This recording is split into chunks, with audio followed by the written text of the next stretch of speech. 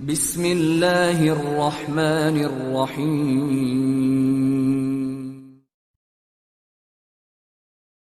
Pada kesempatan ini kita akan bahas tentang keajaiban istighfar. Saudaraku seiman, banyak sekali ayat Al-Quran dan hadis Nabi SAW mengingatkan masalah ini. Dan juga kita akan dengarkan nanti perkataan para salafus salih tentang keajaiban istighfar dan dahsyatnya. Begitu juga insya Allah kita akan sebutkan apa yang didapatkan pada saat seseorang melazimkan istighfar itu. Mungkin sebagian orang terlintas di benaknya, istighfar kami semua sudah tahu. Tapi pertanyaannya, apakah anda sudah rutinkan? Nanti akan lebih jelas insya Allah dengan statement para ulama salaf tentang masalah ini. Beranjak bahasan kita saudaraku seiman, perintah Allah subhanahu wa ta'ala kepada nabinya Muhammad sallallahu alaihi wa ala alihi wa sahbihi wasallam yang sudah diampuni dosanya yang lalu dan akan datang. Allah berfirman, A'udzu billahi minasyaitonir rajim, dalam surah An-Nasr ayat 3, fasabbih bihamdi rabbika wastaghfir innahu kana ghaffara. Maka bertasbihlah engkau hai Muhammad dengan memuji Tuhanmu dan mohon ampunlah kepadanya. Padahal Nabi Muhammad SAW sudah diampuni dosa-dosanya yang lalu dan akan datang. Sesungguhnya dia Allah adalah zat yang maha penerima taubat. Juga dalam ayat yang lain, dalam surah Muhammad ayat 19, Allah memerintahkan nabinya Muhammad SAW istighfar. A'udzu billahi minasyaitonir rajim wastaghfir li dzambik walil mu'minina wal mu'minat wallahu ya'lamu mutaqallabakum wa mathwaakum. Dan mohonlah ampun bagi dosamu hai Muhammad dan bagi dosa orang-orang beriman laki-laki dan orang beriman perempuan, dan Allah Maha mengetahui tempat kamu berusaha dan tempat tinggalmu. Juga baginda Nabi sallallahu alaihi wa ala alihi wa sahbihi wasallam bersabda, wallahi inni la astaghfirannallah wa atubu ilahi fil yaumi aktsara min 70 marrah. Demi Allah, padahal beliau tidak butuh untuk sumpah, tapi untuk memastikan tentang pentingnya pengucapan istighfar di lisan setiap orang di antara kita. Beliau mengatakan, demi Allah, aku selalu beristighfar kepada Allah. Artinya pengucapan permohonan maaf kepada Allah dan bertaubat kepadanya. Maksudnya mengucapkan ikrar tidak akan mengulangi kesalahan dalam setiap harinya lebih daripada 70 kali. Dan hadis ini hadis sahih diriwayatkan oleh Imam Muslim. Juga dalam riwayat yang lain Nabi SAW sebutkan fil yaumi mi'ata marrah, dalam setiap hari sampai 100 kali. Saudaraku seiman, para ulama salaf menjelaskan kepada kita bagaimana kedudukan istighfar. Bermula dari perkataan sahabat yang mulia Abu Musa al-Ash'ari radhiyallahu anhu. Beliau mengatakan, dahulu kita memiliki dua pelindung dari azab atau siksaannya Allah. Salah satunya telah pergi, yaitu keberadaan Rasulullah sallallahu alaihi wa ala alihi wa sahbihi wasallam di tengah-tengah kita. Selama Nabi masih hidup sallallahu alaihi wasallam, mereka tinggal datang ke Nabi mengatakan mohon ampunlah untuk kami. Tapi sekarang Nabi sudah meninggal, maka sudah hilang satu kesempatan itu untuk menghilangkan azab, gangguan, gempa, banjir, bencana, kesulitan, wabah seperti sekarang. Dan tersisa satu, yaitu istighfar. Apabila ia juga telah pergi dari lisan seseorang di antara kita, maka niscaya kita binasa.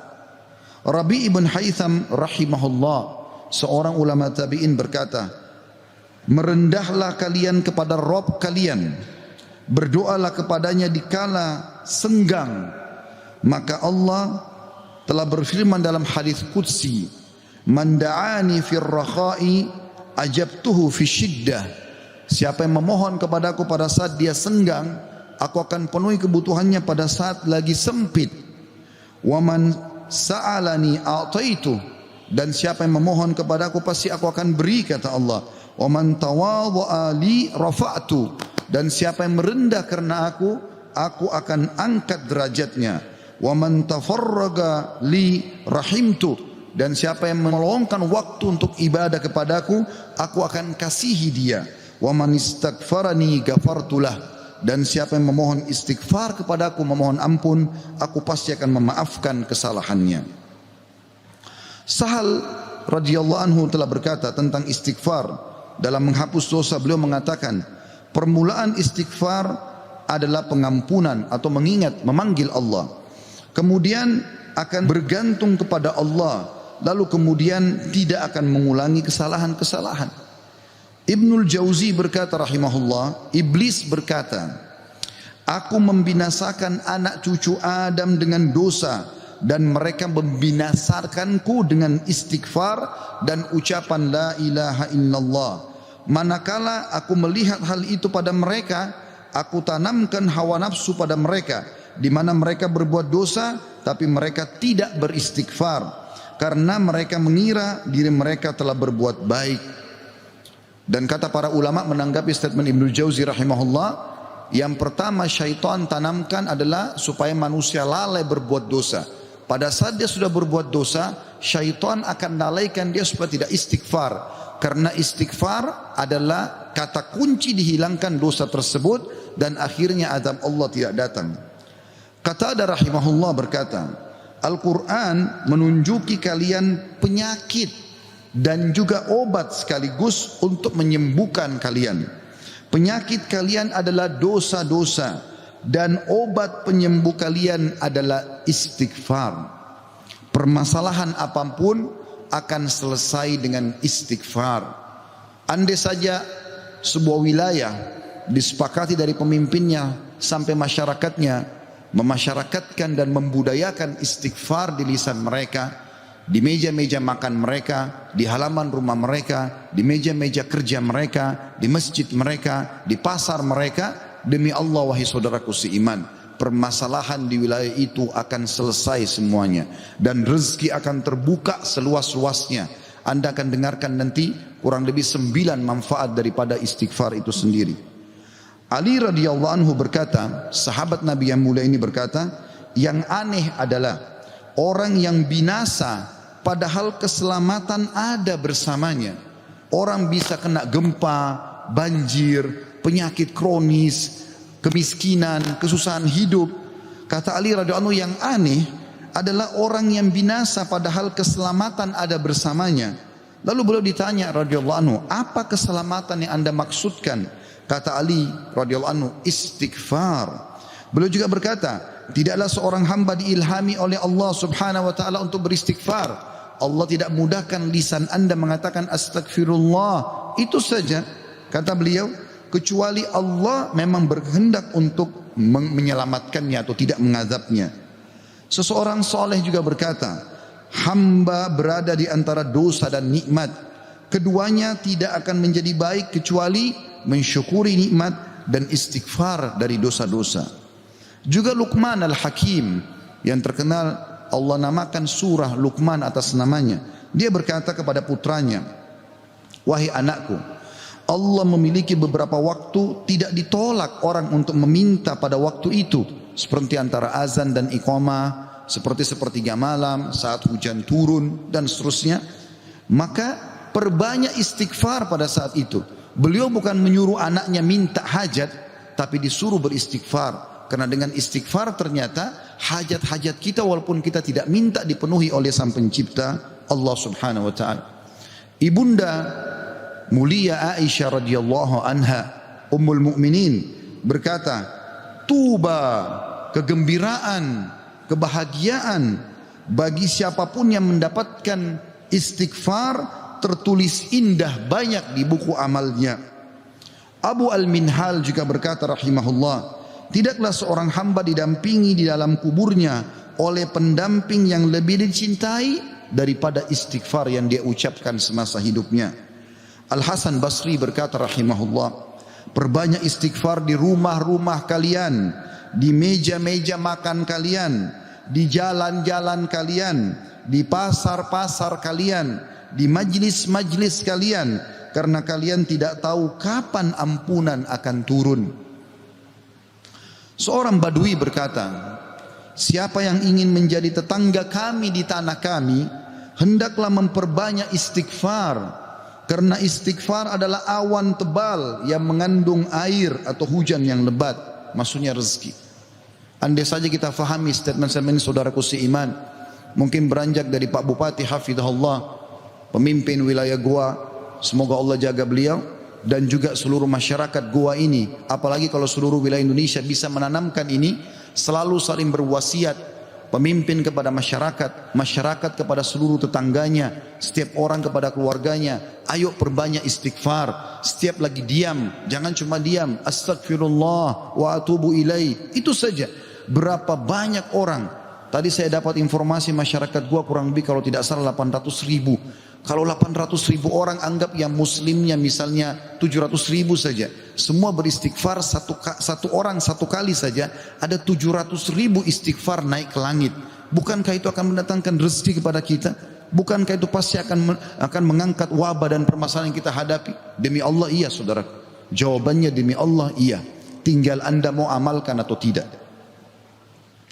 Juga Bakar bin Abdullah Al-Muzani rahimahullah berkata, kalian banyak berbuat dosa, maka perbanyaklah istighfar. Karena seseorang kalau menemukan istighfar dalam catatan amalnya, pada setiap jarak 2 baris buku amalnya hari kiamat, dia akan senang melihatnya. Ibnu Taimiyah berkata, ini statement terakhir dalam perkataan salafus salih, saya akan masuk setelah itu keutamaan daripada istighfar itu sendiri sebagai penutup khutbah kita insyaallah. Ibnu Taimiyah berkata, fikiranku kadang-kadang terpaku kepada sebuah masalah yang sulit aku hadapi, enggak ada solusinya, maka aku beristighfar kepada Allah 1000 kali. Astagfirullah wa atubu ilaih, astagfirullah wa atubu ilaih. Terus saya ucapkan 1000 kali sampai dadaku dilapangkan dan masalah yang sulit pun terpecahkan. Aku kadang berada di pasar, masjid atau sekolah, tapi hal itu tidak menghalangiku dari zikir dan istighfar sampai aku meraih apa yang aku inginkan. Istighfar teman-teman sekalian. Baik, kira-kira orang yang bertanya, apa yang saya dapatkan kalau saya beristighfar? Yang pertama, akan dicatatkan pahala buat anda sendiri. Karena istighfar ucapan yang tidak butuh energi banyak, hanya lisan dan bibir kita yang tergerakkan, ya, suara sedikit saja. Tidak ada energi yang besar. Itu adalah ibadah yang besar pahalanya. Allah subhanahu wa ta'ala memerintahkan kita dan memerintahkan juga Nabinya Muhammad sallallahu alaihi wasallam untuk beristighfar kepadanya. Allah berfirman di dalam surah Mu'min ayat 55, A'udzu billahi minasyaitonir rajim, fasbir inna wa'dallahi haqqun wastaghfir li dzambik wasabbih wastaghfir li dzambika wasabbih bihamdi rabbika bil asyi wal ibkar. Maka bersabarlah kamu hai Muhammad dan pengikutmu dalam melalui kehidupan dunia dengan segala macam cobaannya. Toh ada kehidupan akhirat yang akan abadi dengan nikmat. Karena sungguhnya janji Allah itu benar. Tidak ada kedustaan. Salat, puasa, zakat, bakti sama orang tua, bersedekah, zikir, doa, apa saja kerjakan, semua akan kau dapatkan hasilnya. Dan mohonlah ampunan untuk dosamu hai Muhammad, dan pengikutmu juga perintahkan mereka lakukan itu. Dan bertasbihlah seraya memuji Tuhanmu pada waktu pagi atau pada waktu petang dan juga pagi hari. Kemudian juga Allah mengatakan dalam surah Al-Muzammil ayat 20, a'udzubillahi minasyaitonir rajim, wastaghfirullah innallaha ghafurur rahim. Dan mohonlah selalu ampunan kepada Allah, istighfar. Sesungguhnya Allah Maha Pengampun lagi Maha Penyayang. Dan yang terakhir ayat Al-Quran adalah Al-Imran 133. Tentu ayat banyak sekali tapi saya singkatkan di sini karena khutbah Jumat. A'udzu billahi minasyaitonir rajim. Wasari'u ila magfiratin min rabbikum wa jannatin arduhas samawati wal ardu iddat lil muttaqin. Dan bersegeralah kamu kepada ampunan dari Tuhanmu dan kepada surga yang luasnya seluas langit dan bumi yang disediakan untuk orang-orang beriman. Yang kedua saudaraku seiman, istighfar sebab utama datangnya rezeki. Allah menyebutkan dalam Al-Quran, ya, apa yang diucapkan oleh lisan nabinya yang mulia Nuh alaihissalam dalam surah Nuh ayat 10 sampai ayat 12. A'udzu billahi minasyaitonir rajim. Faqultu astaghfiru rabbakum innahu kana ghaffara yursilis samaa 'alaikum midrara wa yumditkum bi amwalin wa banina wa yaj'al lakum jannatin wa yaj'al lakum anhara. Maka aku berkata kepada kaumku, ya Allah, kata Nabi Nuh, mohonlah ampun kepada Tuhan kalian. Sesungguhnya Dia Allah adalah Maha Pengampun. Niscaya dengan mohon ampun istighfar kalian itu, Dia Allah akan mengirimkan hujan kepadamu yang lebat, dan memperbanyak harta juga anak-anakmu, dan mengadakan untukmu kebun-kebun, dan mengadakan di dalamnya sungai-sungai. Juga dalam surah Hud ayat 52, Allah Subhanahu wa taala berfirman, A'udzu billahi minasyaitonir rajim. Ya qaumi, Nabi Hud berkata alaihissalam, ya qaumi istaghfiru rabbakum thumma tubu ilaihi yursilis samaa 'alaikum midrara wa yazidkum quwwatan ila quwwatikum wa la tatawallaw mujrimin. Hai kaumku, kata Nabi Hud alaihissalam, banyaklah mohon ampunlah kepada Tuhan kalian dan bertobatlah kepadanya. Niscaya pasti dengan istighfar dan tobat kalian, Dia menurunkan hujan yang sangat deras atasmu. Maksudnya subur. Hujan bukan mematikan tapi membawa berkah. Dan Dia akan menambahkan kekuatan kepada kekuatanmu. Fisikmu akan kuat, fikiranmu, jiwamu akan sehat. Dan janganlah kamu berpaling dengan berbuat dosa. Al-Qurtubi rahimahullah berkata tentang tafsir surah Hud ayat 52, di dalam ayat-ayat ini terdapat dalil bahwa istighfar digunakan untuk meminta rezeki dan hujan.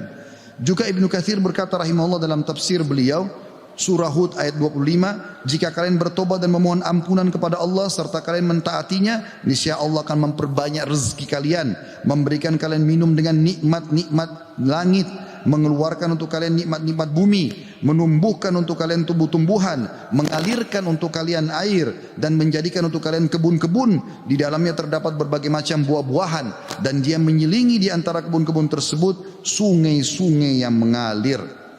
Yang ketiga, saudaraku seiman, istighfar sebab masuk ke dalam surga. Sebagaimana kita sudah tahu bersama-sama, salah satu zikir pagi dan petang yang sangat dianjurkan adalah membaca Sayyidul Istighfar, tuannya istighfar, yaitu lafadznya sebagaimana dinukil dari Nabi SAW. Beliau mengatakan, Allahumma anta rabbi la ilaha illa anta khalaqtani wa ana abduka wa ana ala ahdika wa wa'dika mastata'tu a'udhu bika min syarri ma sana'tu abu'u laka bi ni'matika alayya wa abu'u bidzambi faghfirli fa innahu la yaghfiru dhunuba illa ant. Yang artinya, ya Allah, sungguhnya Engkau adalah Rabbku, penciptaku. Tidak ada Tuhan yang berhak disembah kecuali Engkau. Engkaulah yang telah menciptakanku dan aku adalah hambamu. Aku senantiasa berada dalam perjanjian bersamamu. Maksudnya mentauhidkan Allah dan tidak bermaksiat. Dan aku yakin akan janjimu tentang pahala bagi orang-orang mukmin semampuku. Aku berlindung kepadamu dari kejelekan yang aku perbuat. Aku mengakui nikmatmu kepadaku serta aku mengakui dosaku. Oleh karena itu ampunilah aku, karena sungguhnya tidak ada yang mengampuni dosa kecuali Engkau. Kata Nabi SAW, siapa yang mengucapkan ini, man qalaha minan nahari mukinan, dia yakin, dia ucapkan di siang hari atau pagi hari dengan yakin dalam hatinya, famata min yaumihi, kemudian dia meninggal pada hari itu, qabla an yumsiya, sebelum tiba di sore hari, fahuwa min ahlil jannah, dia pasti masuk ke dalam surga. Wa man qalaha minal laili wa huwa muqinun biha, dan siapa ucapkan walaupun sekali saja di malam hari, famata, maka kemudian dia mati, qabla an yusbih, sebelum dia tiba pagi hari, fahuwa min ahlil jannah. Yang keempat, istighfar adalah sebab dihapuskannya dosa. Mohon maaf kalau sedikit panjang, saya minta waktu sekian beberapa menit lagi. Kata ada berkata radhiyallahu rahimahullah, sesungguhnya Al-Quran menunjuki kalian tentang penyakit dan penyembuhannya, yaitu dosa adalah penyakit dan penyembuhannya adalah istighfar. Allah berfirman, A'udzu billahi minasyaitonir rajim, dalam surah Al-Imran 135, walladzina idza fa'alu fahishatan aw zalamu anfusahum dzakarullaha fastaghfaru lidzunubihim wa man yaghfiru dzunuba illallah wa lam yusirru ala ma fa'alu hum ya'lamun. Dan juga orang-orang yang apabila mengerjakan perbuatan keji dan menganiaya diri mereka, kalau mereka buat dosa, maka mereka ingat kepada Allah lalu mereka memohon ampun terhadap dosa-dosa mereka, dan siapa lagi yang dapat mengampuni dosa selain Allah, dan mereka terus mereka tidak meneruskan perbuatan dosa itu sedang mereka mengetahuinya. Kemudian teman-teman sekalian, selanjutnya adalah yang kelima, istighfar mencegah hukuman dari Allah Subhanahu wa taala.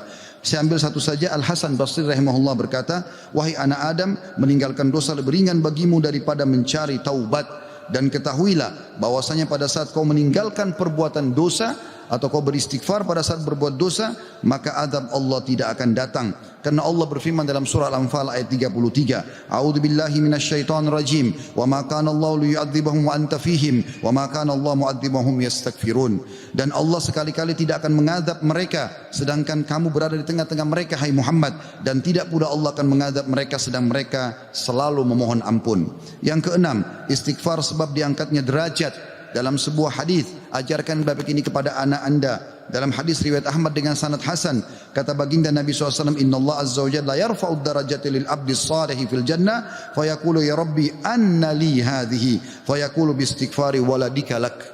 Sesungguhnya Allah yang maha suci dan maha tinggi mengangkat derajat seseorang hamba saleh di surga sehingga dia bertanya, yang sudah mati diangkat derajatnya tinggi di surga. Hamba ini bingung, dia tidak pernah merasa berbuat amal yang bisa membawa dia ke derajat itu. Lalu dia bertanya, wahai Rabbku, dari mana nikmat ini hamba dapatkan? Maka kata Allah SWT, dari istighfar anakmu untukmu. Yang ketujuh, istighfar adalah sebab disucikan hati. Sebagaimana Nabi SAW bersabda, Innal mu'mina idha adnama dhamban kanat nuqtatan sauda'u fi qalbihi. Kalau seorang mukmin berbuat dosa akan menjadi titik hitam dalam hatinya. Fa in taba wa naza' wastaghfara su'ika qalbuhu minha. Kalau dia bertaubat kemudian dia beristighfar kepada Allah, meninggalkan dosanya, maka akan diangkat noda hitam itu dalam hatinya. Fa in zadat hatta taglufa qalbuhu فذلك الران الذي ذكره الله في كتابه كلا بران على قلوبهم ما كانوا يكسبون. Dan kalau seandainya dia bertaubat dan meninggalkannya serta beristighfar, hatinya kembali bersih darinya, dan kalau dia tambah melakukan dosa, maka bertambah pula titik hitam itu sampai menutupi seluruh hatinya. Dan itulah makna kalimat ar-ran dalam firman Allah Subhanahu wa taala, sekali-kali apa yang selalu mereka usahakan itu menutupi hati mereka. Surah Al-Mutaffifin ayat 14. Dua poin yang terakhir teman-teman sekalian, yang ke-8 adalah istighfar sebab memperoleh anak dan keturunan. Dinukil dalam sebuah riwayat disebutkan oleh Abu Hanifah rahimahullah dalam musnadnya, bahwasanya seseorang datang mengeluh dari Jabir bin Abdullah radhiyallahu anhu. Seseorang mengeluh kepada Nabi SAW lalu berkata, ya Rasulullah, ya sesungguhnya aku, orang semua punya anak tapi aku sendiri yang tidak punya anak. Maka kata Nabi SAW, mana kau dari dua senjatamu, memperbanyak sedekah dan istighfar, maka dengannya kau akan diberikan rezeki. Kata Jabir bin Abdullah, orang itu pun mengamalkan, lalu saya menyaksikan orang itu dikaruniai 9 orang anak, semuanya laki-laki. Kesembilan dan terakhir adalah istighfar sebab menikmati kesehatan dan kekuatan. Sebagaimana dijelaskan dari dalam surah Hud ayat 52, dan sudah saya bacakan tadi ayatnya, saya tidak ulangi, tapi potongan ayatnya adalah yazidkum quwwatan ila quwwatikum. Istighfar menyebabkan bertambahnya kekuatan di atas kekuatan. Izinkan saya teman-teman sekalian menyampaikan sebuah kisah yang berhubungan dengan masalah ini, atau dua buah kisah ringkas. Ada seseorang di Irak dulu pernah berdagang, kemudian dia menemukan semua pedagang di pasar laku barangnya kecuali dia, dan dia orang miskin. Dia mengatakan, saya pun duduk di dekat barang saya sampai menjelang sore belum laku-laku. Maka tiba-tiba saya mengingat firman atau sabda Nabi SAW, man aksara istighfar, siapa yang memperbanyak istighfar, ja'alallahu lahu min kulli hammin faraja, Allah akan berikan kelapangan dari setiap kesedihannya, wa min kulli dikin makhraja, dan jalan keluar dari setiap masalahnya, dan juga razaqahu min haitsu la yahtasib, maka Allah akan berikan rezeki dari tempat tidak disangka-sangka. Maka dia bilang, saya pun beristighfar kepada Allah, dan terjadi satu keajaiban yang luar biasa. Ternyata datang kepadaku hampir seluruh pedagang pasar datang, dan mereka memperebutkan barang daganganku.